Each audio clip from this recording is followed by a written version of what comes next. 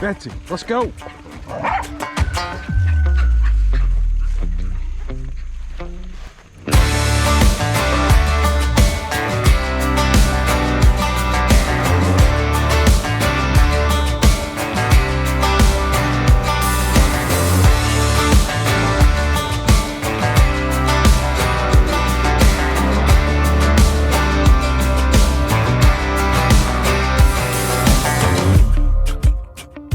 Hey everybody, welcome to another interview. I have Ashley on the line. Ashley lives in North Alabama, and I have no idea what she's going to talk about, but she comes recommended by actually the first person I ever interviewed, Cat Rabbit.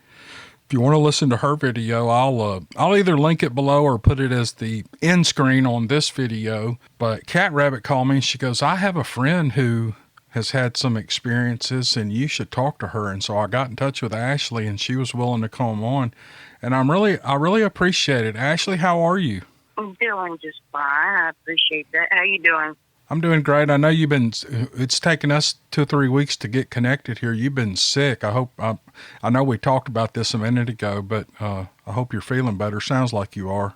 Yeah, I'm doing a lot better. And we actually, I know Cat Rabbit had kind of gotten everybody jerking ears and everything like that when she was talking about Sledge. And unfortunately, right after I started feeling better, we had a 14-year-old little chug. Her name was Carmen, and she started acting a little funny, and we took her into the vet, and come to find out she had a rapidly growing tumor in her belly. Yeah, we had to put her down Thursday a week ago. We were like, we're getting out of here. We're taking a break from everything, and took her other little fur babies and went on a camping, kayaking, and watching trip up in Tennessee. So. Oh, great. What kind of dog was it that you just lost? She was a chug, chihuahua, and a pug. Oh, okay. We just got a little pug. She's about 6 months old. Her name is Lily. I'm sorry you lost your dog. That's horrible. I've got 5, and it's like I dread the day. I've got 2 old ones, and my big old lab, he was not doing real good last spring, and I thought there's no way he's going to make it through the summer. He's pushing 15 now, but I started putting him on some different food and started kind of slowing him down on our walks and stuff, and he's doing great. I just don't get it. It's like these dogs can come back real quick, but when they get cancer, you don't want them to suffer, do you? We made that decision because they told us we could bring her home and let her, die with us and, whatnot, or they could help us, assist us with helping her along. And we just, she didn't have any, within one day, she was perfectly fine one day. The next, she just started showing weakness, and then we'd already decided we were taking her into the vet. She got lethargic that morning before we took her. And she wasn't there. She wasn't, and her organs were shutting down, and they even had to kind of go in and do the shots to put her to sleep twice because her veins had collapsed. So the first shot pretty much missed her vein, and they had to get a smaller needle, and, it kind of dragged it out for us. But, at least she wasn't really feeling anything. She wasn't there, but we knew it was the best thing for her. Might not have been the best thing for us, but it was definitely the best thing for her. Yeah, I think it's a very good, humane thing to do when they get that way because they don't feel it and that you spare them. Cancer is painful in some cases, in most cases, and you don't want that little dog suffering. And she just went to sleep, and that's, I think that's very kind of you to do that. Well, it shocked us. It took us by surprise because she had been into the vet back in May, and they didn't say anything about it. So that's how rapidly growing this thing was. And if she was going to be 14 this coming weekend, Labor Day weekend, next weekend, sorry. And she was acting puppy-like for the last couple months, playing with our younger ones and just being her regular self. And like I said, she had that one day where she just was real weak, and then the next morning, we had her into the vet, and that's when they told her, she was at the end of her life. So 14 years, you got a lot of life out of that dog. So that's pretty good. God, I'm getting depressed. We got to move on. We got to. Look, everybody listening's probably going, would he just shut up about the dogs? But look, y'all, I love dogs and I love talking to other dog lovers, and we just have so much in common, and this is one of them. You know, if we have old dogs, we like to talk to each other, and you kind of get a feel of what to expect and things like that. So that's why I'm so inquisitive. And people are going to be mad at me and Cat Rabbit for talking about such depressing stuff. We both talk about our babies, you know? Yeah. Well, thanks for telling us all that. Okay. Now let's go to Bigfoot. Now, how do you said you went on a camping trip. Y'all did a little squatching. What is your exposure to the topic? And can you just kind of give us some background before you get into any encounters or anything? Always had an open mind to it. Growing up, been into paranormal and, just all sorts of different things, and just basically inquisitive. It wasn't until I started having experiences. And so I guess you could say I'm relatively new because it's only been 8 years. Once I started having them, I really dove into it. And that's when Cat Rabbit kind of came in because, we met through her group. She kind of coached me along. A few other people in the field really, kind of showed me and talked to me about stuff. And they were like, but, don't go by what my experience is. You just do your thing. I can give you some tips on what to do when you're investigating. But other than that, you go by your own experience. You live what you experience on your own. It's mostly for yourself. It's a personal thing.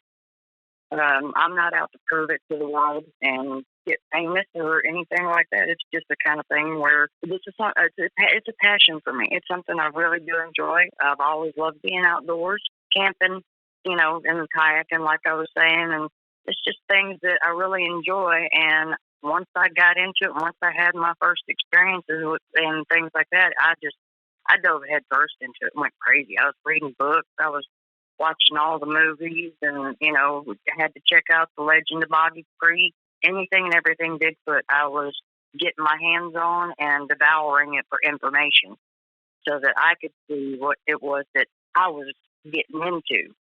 Isn't it nice to kind of join a group and they welcome you in and they don't try to direct you in any direction? They just kind of hand it over to you with some pointers and say, look, this is your experience and it's all going to belong to you. So you're going to have to experience all this on your own and make decisions while they kind of guide you along. I really like that approach. It sounds like you're with a great group. Yeah, I do. And I've got a lot of respect for Cat Rabbit and a lot of the people that, I have worked with and done some field research with. I'm one of those that doesn't mind doing solitary investigations. I've got friends that'll say, hey, I've got this going on, and they know that I'm into it and I do it. So they don't mind calling me and saying, hey, would you mind coming and camping out or, check this out and see what's going on my property? But I really enjoy the bigger investigations when there's more people involved and, we can actually sit down and be real critical together, not just sit there and say, oh, every twig break or something like that. That's evidence. Where logs are laying up against each other and it looks like a structure. That's not all Bigfoot. You got to look at the evidence. You really got to scrutinize it, just even for yourself, because you don't want to be one of those people that's everything is Bigfoot. Every little indention in the ground. Oh, that has to be a footprint. That's a heel. That's it. Oh man, there's a bunch of those, aren't there? Cat Rabbit and I discussed this the other night. That there's actually one thing that's really sad is there's become a lot of jealousy, it seems like, among some Bigfoot individuals and groups where, I don't understand why they have to put each other down. If somebody comes out and says, hey, I've got this evidence, and if they want an honest answer, which, I never put anything out there and say, hey, this is a definite, unless it really is a definite, if I could get something clear. But others, I say, hey, what do you guys think about this picture? I want input. I want somebody else's intelligent mind giving me some kind of, I want to see it from their perspective rather than just mine. And then you've got the others that they cannot take any criticism. If you say, no, I don't think that's a legit footprint, or I don't see that face, I think that's just, that's a stump, or whatever you may say, and they take it very personally, and then they start attacking you. And it's you got a little bit of animosity in there, but for the most part, I do belong to a really great group. They're wonderful people.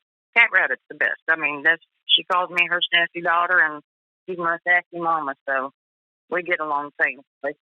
I get to talk to her about once a month, and she's so alive and colorful. Her mind runs 90 miles an hour all the time. She's always thinking and going through things in her mind, and she's real interesting. Well, did an encounter provoke your interest in Bigfoot, or did you come in cold and just start doing some studying on it with this group? There was major encounters. Let's hear it. That's what we want to hear. About 8 years ago, I was a corrections officer for a juvenile offenders boot camp. And it was inside a crater of an old mine. And, there were mine shafts everywhere. It was closed off, government property. Nobody was allowed in unless they worked there and stuff. Of course, it was for boys. One day, it was one of my first days, I believe, I was training.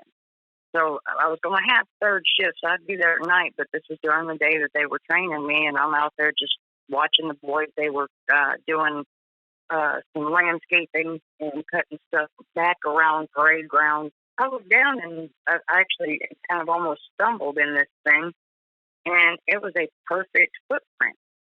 And I just kind of went, that is huge. And, of course, I first thought, Bigfoot. I kind of laughed at myself. I was just curious, and I had one of the inmates. He was about 6'2", 250 pounds. He's a good old boy. I called him over and said, hey, do me a favor. I said, stand on one foot right next to that. And he did. It'd make not even the slightest little stuff of dirt move. I told him, jump up and down. And he did, and there was no indentation. And this was probably about about an inch deep into the ground. I took pictures of it. I put my foot next to it to compare size. After that, I kind of left it alone. Once I got into actually working the third shift, and we would have to do security walks, I had a shift partner that he was as crazy as he could be. God rest his soul. He's passed on now, but he's funny and stuff like that. That just he kept you rolling and made work fun and entertaining. And we'd be going on security walks, and we would start seeing eye shine. And it wasn't the same kind of thing as what you'd see with deer. That crater was full of deer, too, because they knew they weren't going to be hunted in there. They knew that was a safe area. There was one night where we kept hearing strange noises, and he walked out and he said, look, over there, I see this. Probably, I want to say, maybe about 50 feet into the woods, closer to the woods than we were, and wasn't that far from us. And he turns around and starts chucking rocks over there at it. And I was like, I don't know if you won't be doing that, because whatever that is over there, it looks pretty big. That's so funny. I'm sorry to interrupt. Go ahead. No, you're fine. I mean, that was, how I looked at it, because I was like, this thing, I've never seen eyes that big, this especially shine like that. And I'm an experienced hunter, so I know what I'm looking at. This is not something I'm used to. I kept saying I really wouldn't do that. And I had taken a few paces away from him, going back toward the camp. I was backing up. You could hear a growl coming from that direction. And all of a sudden, I heard this thump on the ground over by where he was, and I thought he had fallen.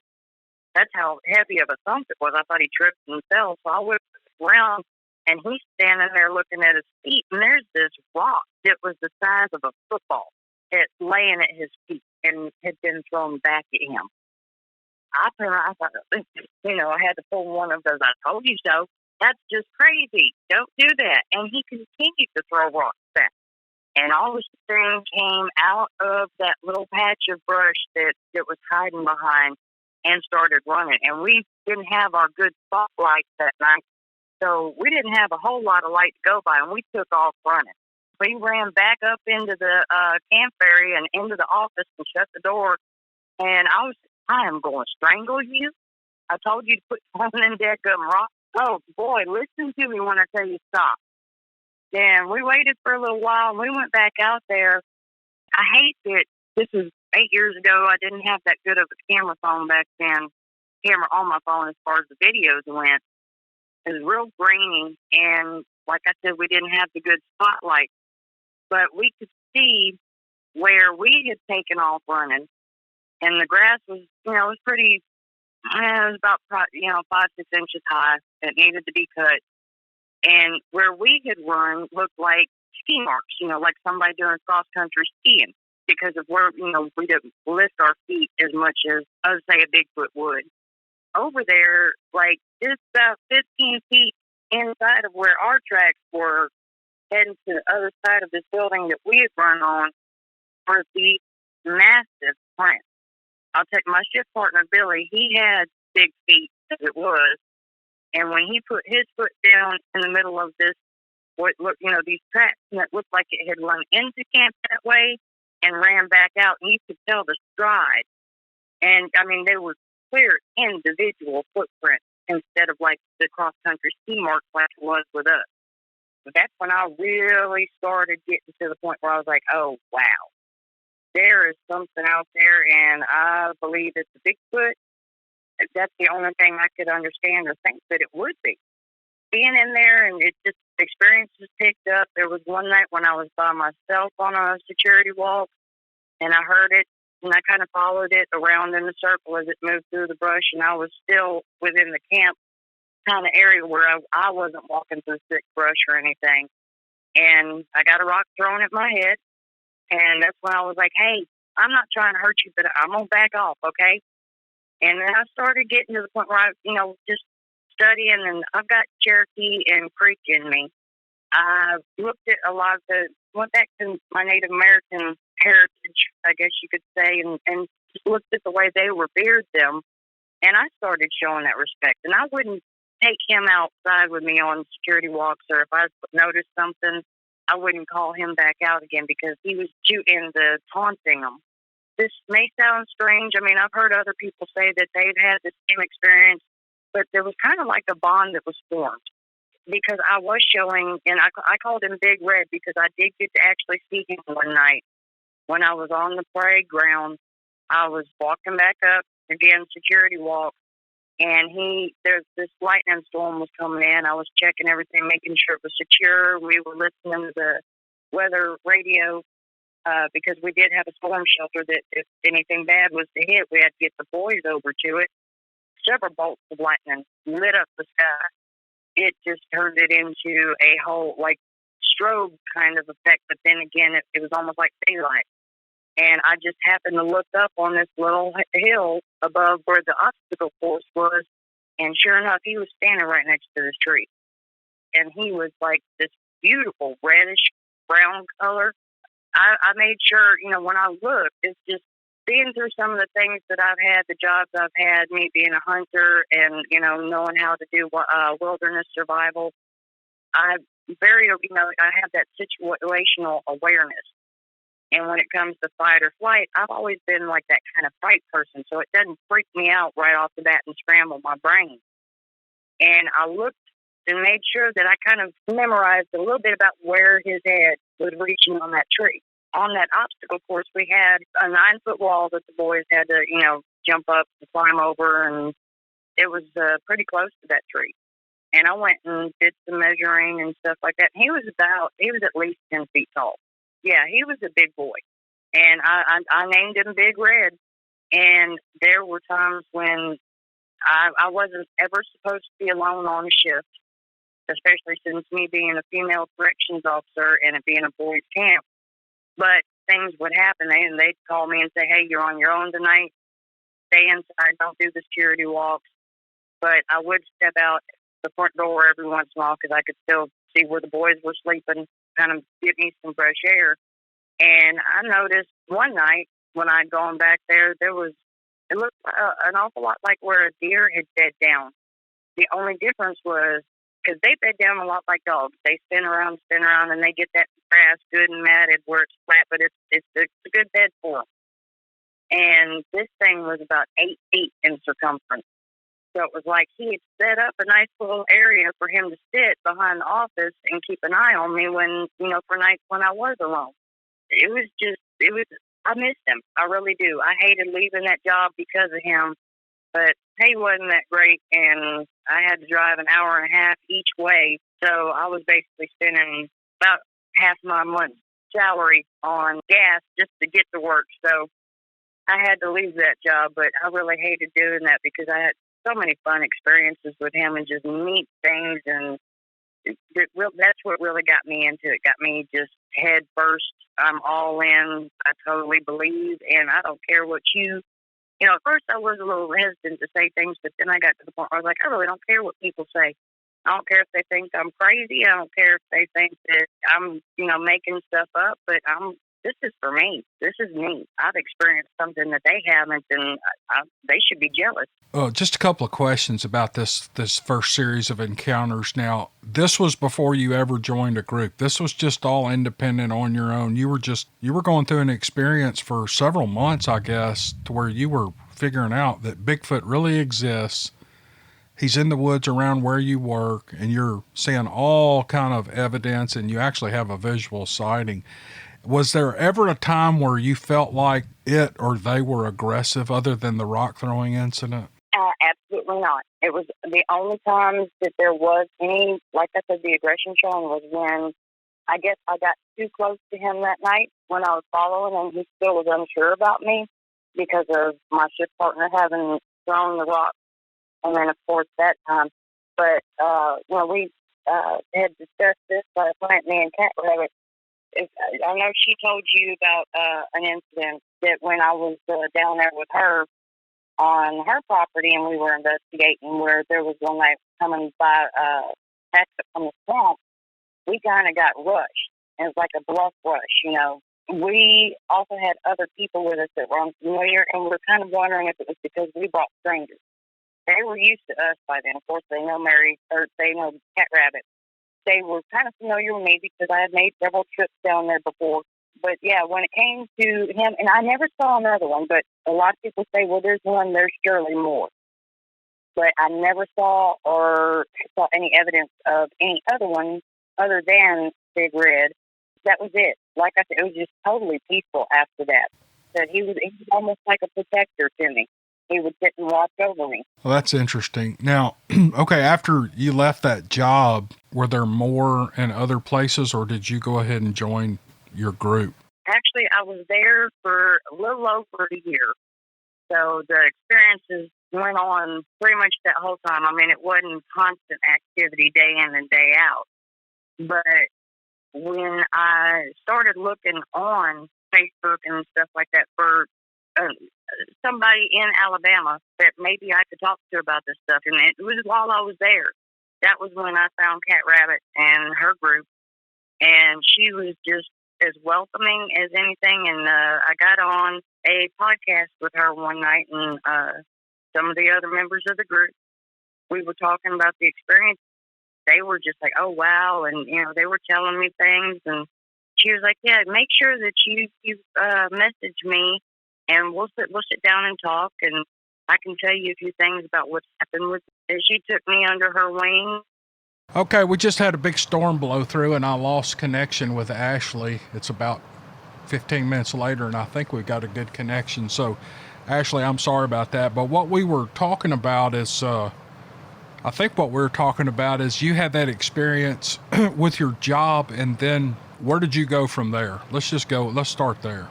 I started hooking up with Cat Rabbit and going to her place. After we connected and I did the podcast with her and the group, she did take me under her wing, and we really just even chatting on the phone or on social media, we became really good friends. Here it is years later, and she calls me her sassy daughter, and she's my sassy mama. She invited me to come on down and, come and see how things were on hers, because she had all this great evidence and she would share it with me. So I went with her on several of them. April of 2015, I moved to where I am now from a different little town. And I live pretty much right off of the lake. I mean, if you go to the house across the street from me and go down the hill, there's the lake. And I go kayaking on that lake all the time, and we go camping and find other places to go kayaking. I take equipment with me anytime I go out, and I look for stuff. I give loops and several different things, just trying to get any responses.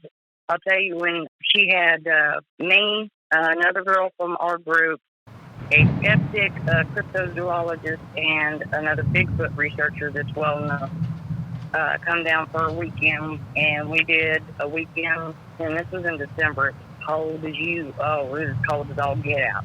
We had so many great experiences that weekend, and I learned even more that way. It was the kind of thing where this was 4 years ago, and I want to say it was probably, I might have taken this picture, and because I found some prints. They were too hard to cast because it was on like a little muddy island. I know I'm bouncing back and forth from my place to hers. I've constantly looked in the area. Shoot, I know why I went off on talking about that particular research investigation down there at her place is because the cryptozoologist, he was getting me to do the wolves because they were responding to me, and he kept telling me, he said, you got the best wolf that I have ever heard. He said, I'm going to call you wolfers from now on. And I was like, if that's what you want, you get it. Whenever I go out, I don't do the howl or the howls or the yells. Cat Rabbit, she does it better than I do as far as howls go and yells. But when I do my wolf, I've gotten some good responses. But here off the lake, just had, a few things like little pebbles being tossed in the water kind of close to me while I'm floating by. And as we were coming back up to the channel that we lead for the input or output, I heard this brush really just moving like you wouldn't believe off of my right shoulder. And I stopped and turned around, and it was a daggum squirrel. He was jumping from limb to limb, and he was making more noise than probably a bear would going through there. I made a joke. I took a picture of the squirrel sitting there, and I said, no, I didn't find anything except for Littlefoot. And I posted that picture, and a lot of people started coming back saying, no, you actually caught something. You got this. And they circled this face, and then they circled another face. I was like, wow. And I sent it to some other people because there's a few other groups with some respected people that, people I really respect. And I love how they're the same way I am. They scrutinize evidence really hard before that they will give it a thumbs up or whatever their take is on it. So far, everybody that has looked at that picture that I took, they say, yes, those are definite faces. And I even went back that very next day and got in my kayak. It was the exact same time. I made sure so that the sun would be in the same position. And I kept floating by from every angle and just taking picture after picture of that same spot. And everything looked the same except for where those faces people had pointed out. There was nothing there. So I got those good pictures, the stuff from Cat Rabbit and everything. It's really fun. That's one thing I love about it. It's fun to me to catch that kind of evidence and hear all that stuff. And I love going down to her place. It's like Disneyland or Disney World, even for Bigfooters. You get action. You don't get it all the time. I've seen their shadows down there or outlines kind of crouching in the brush and stuff. I've seen the eye shine. Have not seen one straight up down there. Cat Rabbit's got it going on down there. I guarantee you that. She's real proud of how they handled everything, and I could just tell from talking to her. She's talking about having a Bigfoot conference down there and all kinds of stuff, and she was asking me what I thought they should do, and I'm like, you're asking the wrong person. I don't know nothing about nothing. But so, okay, well, moving forward now, okay, so you've got these images. So what's going on now? Have you had anything recent happen or any recent activity you could kind of share with the audience? Well, it seems like during the summer is when I get the most. It's not as ongoing here as it would be down there. Houses that are closer to a different part of the lake And now, mind you, I have a Timberwolf and then a Timberwolf Husky mix. Yes, coyotes are all over the place up here. And they say, they'll be down by the lake and you'll hear a pack of them going crazy and yipping and howling. But then when my girls get to howling, those coyotes shut up, and the next time you hear them, they're on the other side of the lake. They're much further away. And I even live right next to a ranch where they usually have, at least about 100 head of cattle, and have not had a single coyote or a single calf or cow lost to a coyote since we moved in. And nobody's seen a coyote in this neighborhood since 2 months before we moved in. So my girls do a good job of chasing them off with their howls. But every once in a while, I'll get some whoops. You'll hear the dogs going crazy down there, or you'll hear the coyotes going crazy, and then all of a sudden they get real quiet. I'll start throwing whoops out to see if maybe that's something, and sometimes I get a response, sometimes I don't. It was probably 2 weeks ago, I want to say. I was on the phone with Cat Rabbit. I was out here on the porch and just relaxing. It was probably about 9-10 o'clock at night. And I started hearing things and I actually heard some yells. And I was trying to get quiet enough and hoping that she could hear it over the phone. But she was like, oh, well, yeah, I hear that. But just remember, you talk about that when you get on with Cam. Yeah, I definitely will. I'll remember that. I'm sure, You had to throw that in. She'll be listening. Make sure you did good. I've never asked a person this that I've interviewed, but I'm curious because you're so passionate about this. And I'm just going to ask a couple of off-the-wall questions, if you don't mind. If Bigfoot hadn't captured your imagination, well, it didn't just capture your imagination. You actually had encounters before you really got deep into it. But if Bigfoot wasn't in your life, you love the outdoors, what would you be doing? Would you be camping and fishing and kayaking and just not thinking about all this stuff? How would your life be different without Bigfoot in it? Probably even though I would still be doing the camping and kayak, fishing, hunting, whatever, the things I grew up doing and the things I've continued to do. But I think it would probably be boring because I'm always looking, it's like that puzzle piece. Or that 5,000 piece puzzle that's one color, you're always looking and trying to fit that other puzzle piece in there and find that evidence and just be like, don't find evidence. You don't picture that vocal. You don't see any tracks and whatnot, but you have a response or you hear them out there, and it's just so gratifying and it's just so cool. A lot of people get freaked out and they say the first time you see one or if you see one, it's definitely a creepy experience. I don't see it that way. I see it as a wonderful and awesome thing. And I believe these are more human to me. I know that, anytime, as far as evidence that's been handed over to labs when it comes to hair or something like that it comes back with a small percentage of somewhat human DNA, and then the other is unknown primate or unknown to, anything. To me, they're human. It's like hanging out with a friend, kind of. One that you can sit there and enjoy a good conversation with, even though there's no real verbal contact. If you just, get a couple whoops back and forth, it's exciting. Because you're communicating with something that is unknown. There's so many people that, they write it off. And I'm not uneducated as to the sounds of other animals. I know the difference between, hearing coyotes and, different birds that from at night. I know, especially vixens will make a lot of, they feel in danger or something's going on. They make like a screaming sound. And, I know my animals. And I can tell a human. When we were out this last weekend, I did a couple whoops, and all I got back was some drunken rednecks whooping. So, unless Bigfoot was kicking back having beer with them, I don't think that was, legit. But I thought it was funny because, some of them would get some off-the-wall sounds coming back towards me. Like I said, I do have a passion for it. I respect them, and it's just, it's that puzzle piece that every time you go out and you hear another vocal, it's a reassurance. It's a new.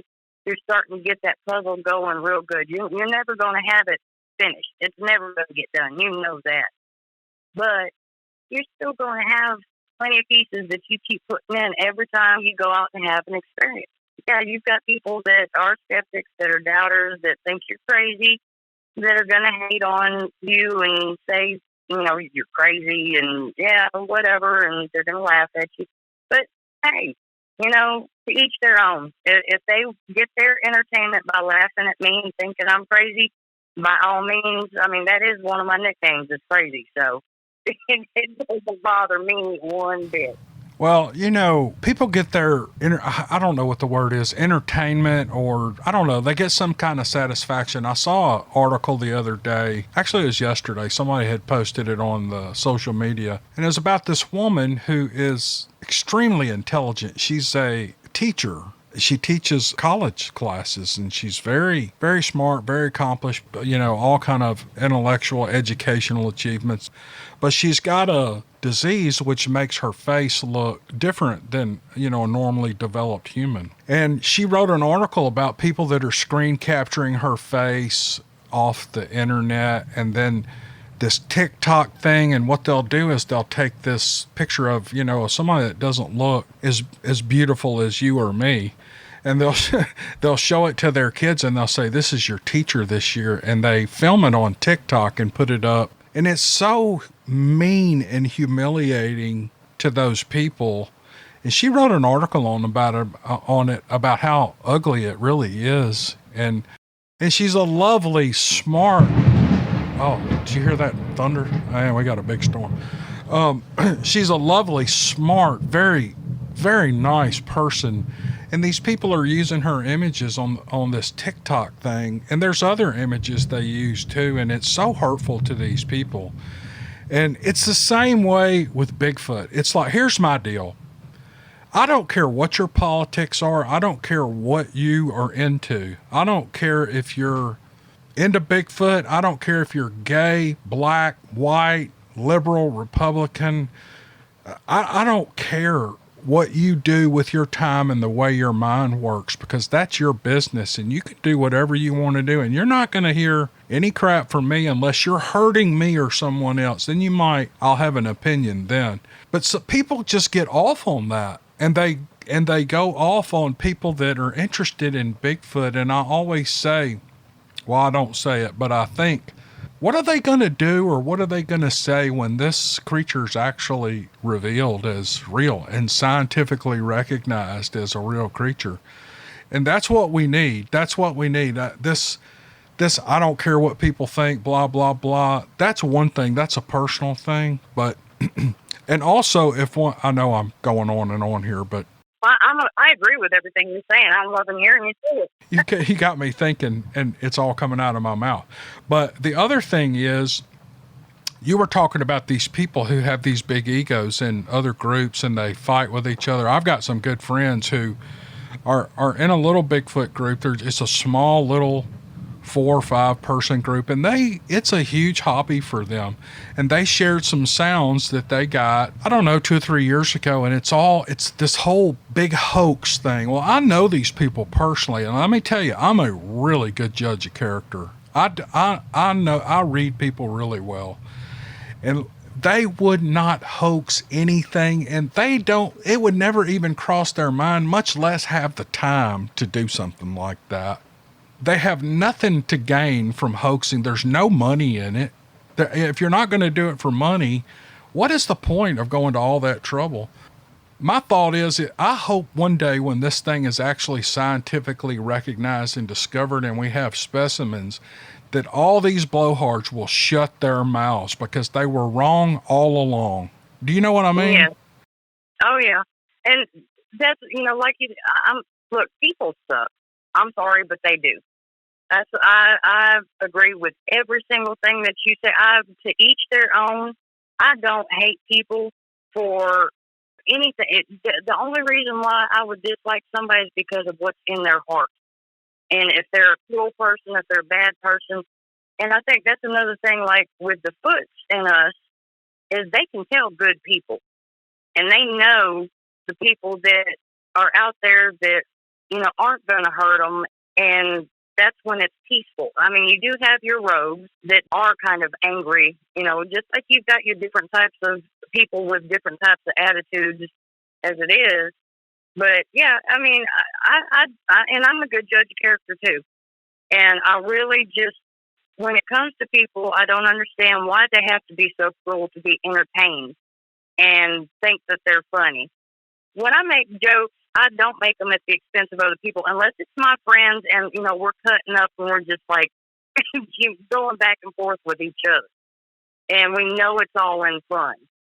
But I'm not, like you were saying, that poor woman, and I think she is a beautiful person. I think I know exactly who you're talking about. To me, she is beautiful. She is an awesome individual, and she's tough, too.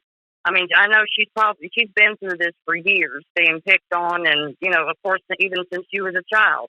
When it comes down to it, stop doing stuff like that. Why do you have to hate? And with all this stuff that's going on in the U.S. today with the riots and everything, and you're just like, goodness gracious, people. I mean, do you really have to hate that much? Is your heart really filled with that much hate?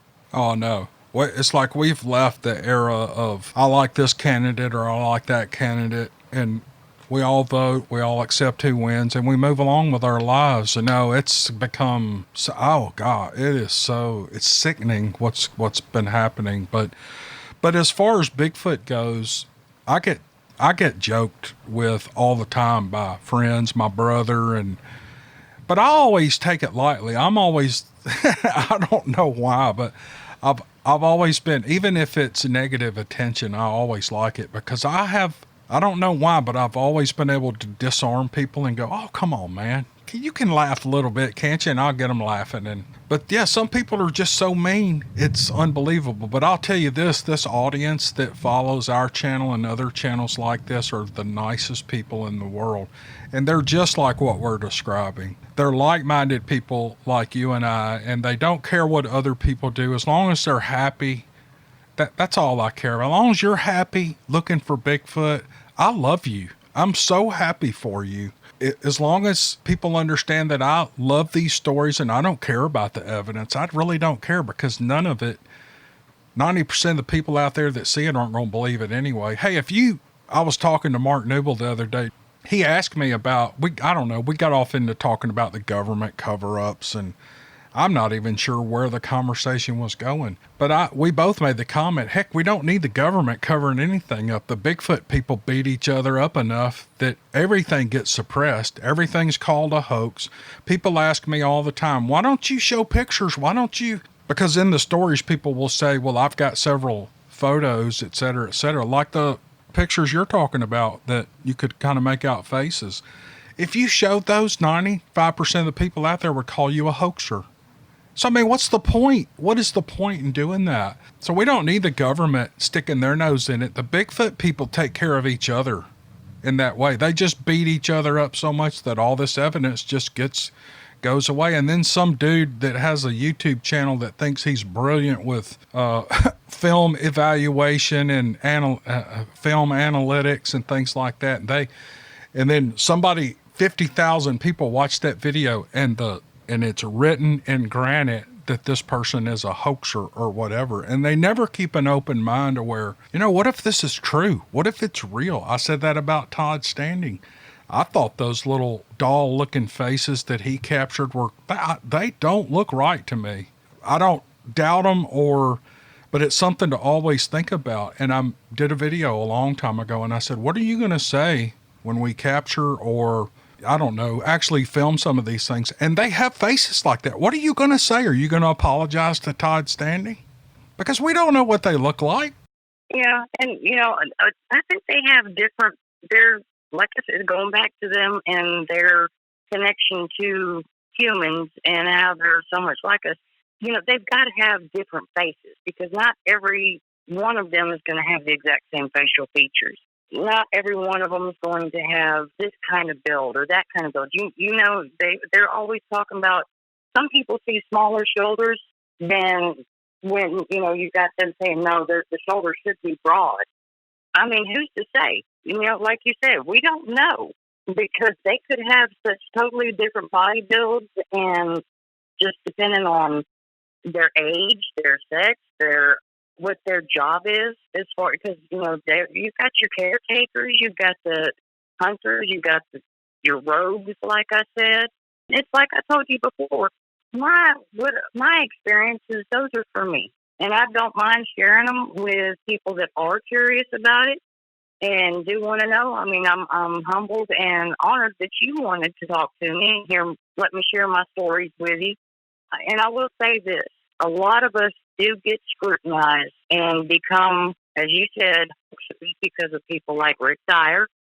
What's his name? It's Paul something where he's got the frozen body that he shows parts of on YouTube.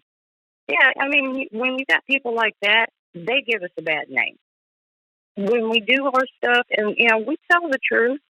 Now, yes, there are those out there that do probably elaborate and do make up stuff. I do know of a couple people that they make up their own stuff, and it seems like, you know, they capture something every time they go out. And when they post it, you're just kind of like that. But I don't care how good of a Bigfoot researcher you are, you're not going to have an experience every single time you go out. You're not going to find tracks every single time you go out. You know, you've got people like that give us a bad name, and if they weren't trying to strive for notoriety or their 15 minutes of fame or scamming people like Rick Dyer did with that fake body, they do give us a bad name. But at the same time, I'm like, I know what I'm doing, and this is for me. It's something that I love to do. If you believe me, great. If you don't, great. You're entitled to your opinion, but I'm doing my thing. You know, I know what I've seen. And before, I probably, you know, even though I had an open mind, I still didn't believe. And then when I saw him and, you know, started having all those experiences, there was no doubt. And then going down to Cat Rabbit's house, you can go down there and be the biggest skeptic in the world and come out acknowledging the fact that, yes, if you don't believe, you can at least acknowledge there's something out there that's not a known animal that we read about, that we hear about all the time, being out in the wild. Well, going back to some of the hoaxers, at least guys like Rick Dyer, they admitted they hoaxed. And Peter Kane, is that the other one you were talking about? I love his videos. Said several times, I do this for comedy. He goes, I'm not trying to be. I mean, anybody that comes out and says they're now head of the Bigfoot, they're the president of Bigfoots or something like that. He's hysterical. That guy's so funny. I love his videos. We're at about an hour, and I usually ask people if we left a story out or if there's something you wanted to say. You know, for the next 3 to 5 minutes, the mic is yours. Just leave us with some parting thoughts, Ashley. You know, it's been really great talking to you, Kim. I've really enjoyed this. I appreciate it. Like I said, that, you know, you wanted to listen to my stories and, you know, give me a chance to share them. And I just hope that when it comes down to stuff like this, and people do listen to your podcast, that they realize, you know, you already said it's a good group, but when you do have those that come in and maybe troll or laugh at it and maybe leave a nasty comment or something like that, you know, if that's what floats your boat, fine. You know, you're not going to break my heart. You're not going to even make me think twice about you, because this is something that it's a passion for a lot of us, and we all have a respect for each other that flows over. And the Bigfoot community really is and can be a wonderful community together. And I just think that is unbelievably awesome. I've met some of the greatest people that I've become really good friends with through Bigfoot. You know, like I said, Cat Rabbit, she's a gun. You know, definitely. You know, I found a lifelong friend in her. We're very much like-minded, just like, you know, me and you were sitting there saying. It's a lot of like-minded people, and it's good to get with people like that. And for somebody that I even, you know, I do suffer from depression, but this helps me out. It really does. It gets me going. So. Oh, that's good. That's good. Yeah. And that's hard to admit, isn't it? It is.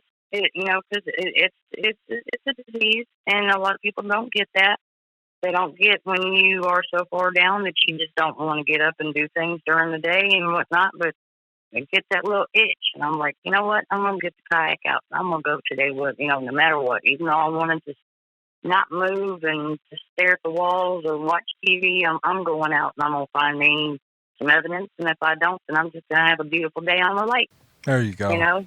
You said earlier you would be bored if you didn't have the Bigfoot topic. I hope you don't mind that I disagree with you. You sound like the kind of person you're going to find an interest and just go after it like a bird dog. I think you're the kind of person who'll just grab onto something and just ride it till as far as you can ride it. And I admire that about you. And I admire that about a lot of Bigfoot people, because there's nothing to gain in this. No, and I've never met anybody who wants to be the first to bring the discovery to the forefront. People are not competitive and they just enjoy their weekends, most of them. And then you have your groups they feel it's a competitive endeavor and it's not. Well, listen, I wanted to thank you so much for being such a nice guest and coming on. Oh, my dog's hacking behind me. I don't know what he gets hung in his throat. It's like the Christmas Vacation when Uncle Eddie says, he's just hacking up a bone. That's what it sounds like. But thank you, Ashley, so much for being on to us. And I know everyone enjoyed it. And I should probably apologize for yapping so much, but I enjoyed talking to you. It was a great conversation. That's the main thing. It was a good back and forth. People say things and it jogs my memory or makes me start thinking, and it just starts rolling out of my mouth, and maybe I ought to get a little lasso on that. But anyway, well, listen, good luck to you and your group on your fun expeditions. I know y'all have a great time, and the camaraderie is probably fun sitting around the campfire. Heck, I'd like to join y'all at a campfire some night with my podcast machine. I'm dying to do that with some groups and just set that machine up and record everything, everybody talking, telling stories, and maybe I'll get to do that with y'all, because you're not too far away from me. So anytime. I love doing stuff. I love talking to good people, good conversation. Like you said, you just get rolling and whatnot. Trust me, I'm a motor mouth myself. I have to be put in the setup sometimes. All right. Well, thanks everybody for tuning in. I hope you enjoyed the video, and we'll see you guys on the next one. Thank you.